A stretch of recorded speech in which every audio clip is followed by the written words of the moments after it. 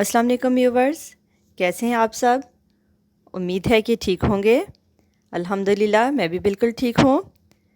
तो क्यों ना कुछ मीठा हो जाए कि बात पर अमल करते हुए मैं आज आपके लिए लेके आई हूँ एक बहुत ही यूनिक और डिलीशियस स्वीट डिश जिसका नाम है आलमंड सौफ़ले। तो लीजिए आलमंड सौफ़ले की तैयारी करते हैं।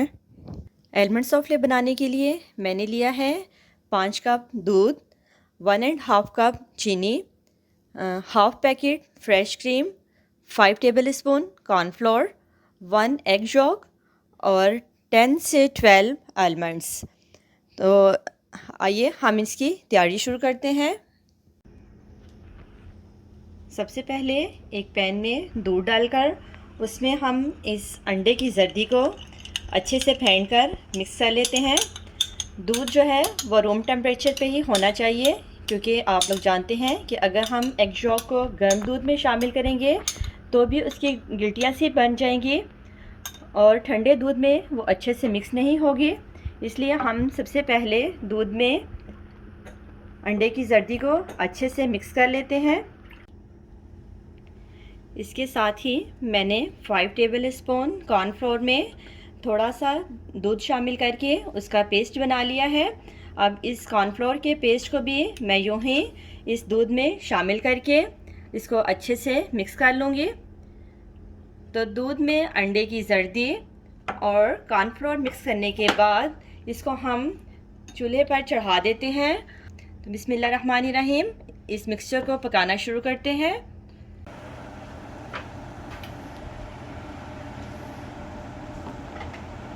इस मिक्सचर को 5 से 7 मिनट के लिए मीडियम फ्लेम पर पकाते हैं ताकि ये आहिस्ता आहिस्ता थिक होना शुरू हो जाए और अंडे की जर्दी जो है वो भी दूध में अच्छे से पक जाए। तो आप देख सकते हैं कि दूध गर्म होने के बाद मिक्सचर जो है वो आहिस्ता आहिस्ता थिक होना शुरू हो गया है। लीजिए आलमंड सौफ़ले का मिक्सचर जो है वो पककर तैयार हो चुका है। अब मैं इसमें चीनी शामिल करूँगी। जैसे कि मैंने शुरू में आपको बताया था कि मैंने 1 एंड हाफ़ कप शुगर ली थी। तो इस शुगर को हमें 2 पोर्शंस में इस्तेमाल करना है। पहले मैं हाफ़ शुगर जो है वो इस मिक्सचर में शामिल करूँगी, यानी 1/4 कप शुगर जो है वो इस मिक्सचर में जाएगी और बाकी शुगर से मैं इसके क्रंच की तैयारी करूँगी। तो शुगर को शामिल करने के बाद हम इसको मज़ीद 2 से 3 मिनट के लिए पका लेते हैं। चीनी शामिल करने के बाद मैंने इसको मज़ीद 2 से 3 मिनट के लिए पका लिया है। अब चूल्हा बंद करके हम इस मिक्सचर का थोड़ा सा ठंडा होने का इंतज़ार करते हैं और फिर इसको एक बाउल में डाल लेते हैं। आलमंड सौफ़ले का मिक्सचर थोड़ा सा ठंडा हो गया है। अब हम इसे एक बाउल में निकाल लेते हैं। बिस्मिल्लाहिर्रहमानिर्रहीम। बाउल में डालने के बाद हम इस मिक्सचर को फ्रिज में रख के दोबारा से और ठंडा कर लेंगे।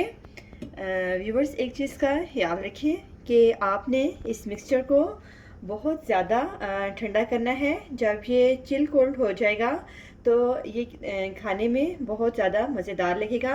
तो लीजिए इसको फ्रिज में रखकर ठंडा कर लेते हैं। अब बारी है आलमंड सौफ़ले की सबसे इम्पॉर्टेंट चीज़ की तैयारी की। तो इसके लिए मैं जो बाकी 1/4 कप शुगर थी उसको एक छोटे से पैन में डालकर इसे बहुत स्लो फ्लेम पर पकाऊंगी, क्योंकि मुझे अब आलमंड सौफ़ले पे स्प्रिंकल करने के लिए क्रंच की तैयारी करनी है। तो मैं इस चीनी को स्लो फ्लेम पर आहिस्ता आहिस्ता हिलाते हुए मेल्ट करती हूँ ताकि ये इसका कलर भी चेंज हो जाए और ये पक जाए। व्यूवर्स, आप देख सकते हैं कि चीनी जो है वो तकरीबन मेल्ट हो चुकी है। इसको मैंने बहुत स्लो फ्लेम पे आहिस्ता आहिस्ता चम्मच हिलाते हुए पकाया है ताकि ये जले भी नहीं और बहुत अच्छे से मेल्ट हो जाए।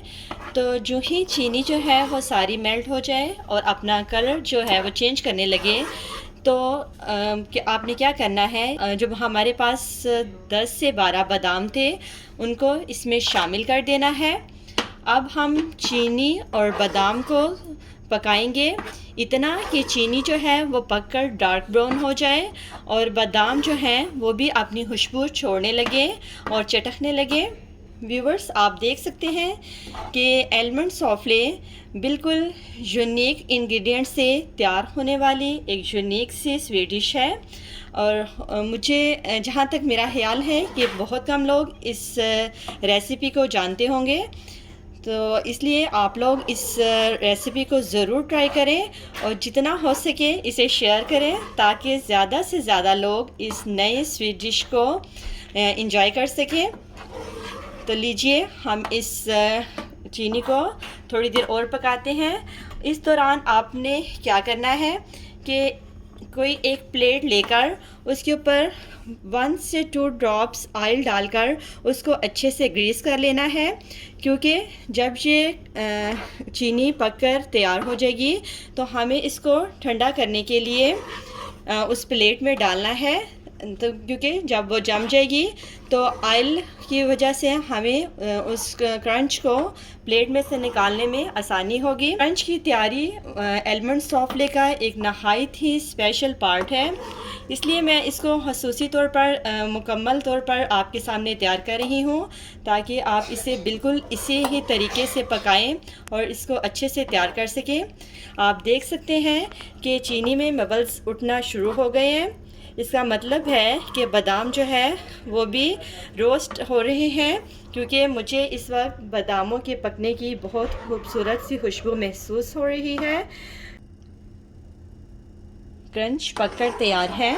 अब मैं चूल्हा बंद करके इस क्रंच को यानी कि मेल्टेड शुगर को इस ग्रीस को ही प्लेट में डालती हूँ ताकि ये ठंडी होकर अच्छे से जम सके।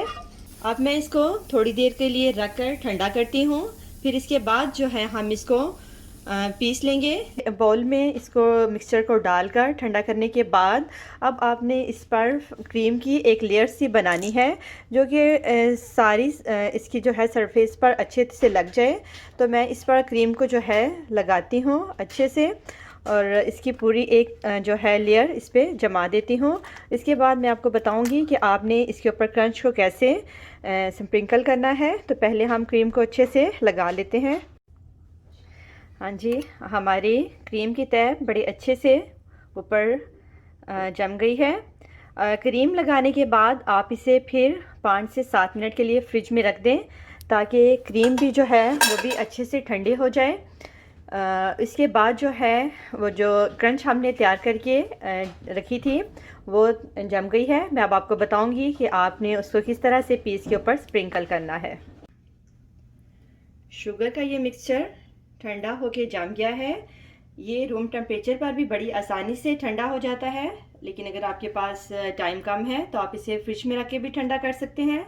फिर आपको क्या करना है, आपने एक छुरी की मदद से इसको बड़े आराम से इस तरह से उठाना है, क्योंकि इसके नीचे हमने ऑयल लगाया हुआ था, इसलिए ये बड़ी आसानी से जो है प्लेट से निकल जाएगी। तो अब हमें क्या करना है कि इस मिक्सचर को, इस क्रंच को मैं अपने चॉपर में चॉप कर लूँगी। आप चाहें तो इसको हावन दस्ते से भी पीस सकते हैं, लेकिन मैं इसको चॉपर में चॉप कर रही हूँ।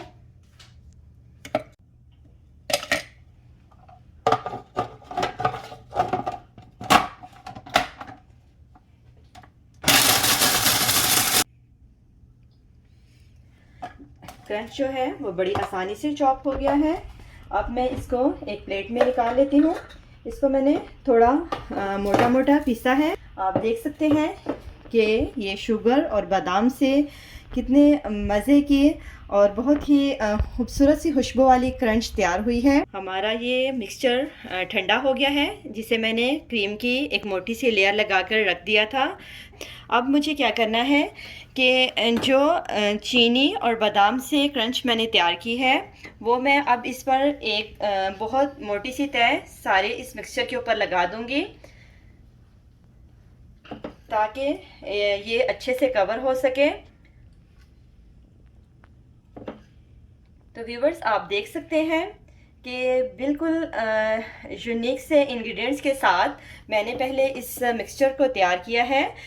जैसे कि हम कस्टर्ड पकाते वक्त कस्टर्ड पाउडर का इस्तेमाल करते हैं, ये भी मिक्सचर कस्टर्ड की तरह ही तैयार हुआ है। इसकी लुक जो है वो कस्टर्ड की तरह ही फील हो रही है, लेकिन इसका टेस्ट और इसके इंग्रेडिएंट्स जो हैं वो कस्टर्ड से टोटली डिफरेंट है।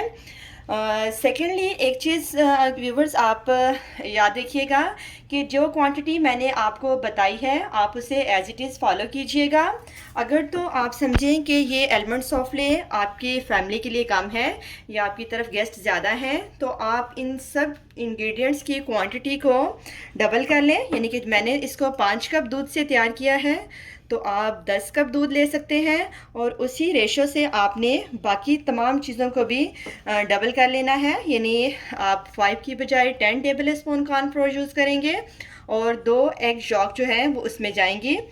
तो जब आप इन इंग्रेडिएंट्स को इसी क्वांटिटी में इस्तेमाल करेंगे और दूध में अंडे की जर्दी और कॉर्नफ्लोर को अच्छे से मिक्स करके उसे चूल्हे पर पकाएंगे, तो आप देखेंगे कि जो रिक्वायर्ड थिकनेस है वो खुद बहुत जल्द आ जाएगी और आपका ये एलमंड सौंफली जो है वो बहुत अच्छे से तैयार होगा। तो अब आप लोग इस नई डिश को, इस नई रेसिपी को ज़रूर फॉलो करें और मुझे बताएं कि आपको ये स्वीट डिश एलमंड सौंफले कैसी लगी। मुझे आपके कमेंट्स का इंतज़ार रहेगा। अगली वीडियो तक के लिए अपना बहुत सा ख्याल रखिएगा। अल्लाह हाफिज़।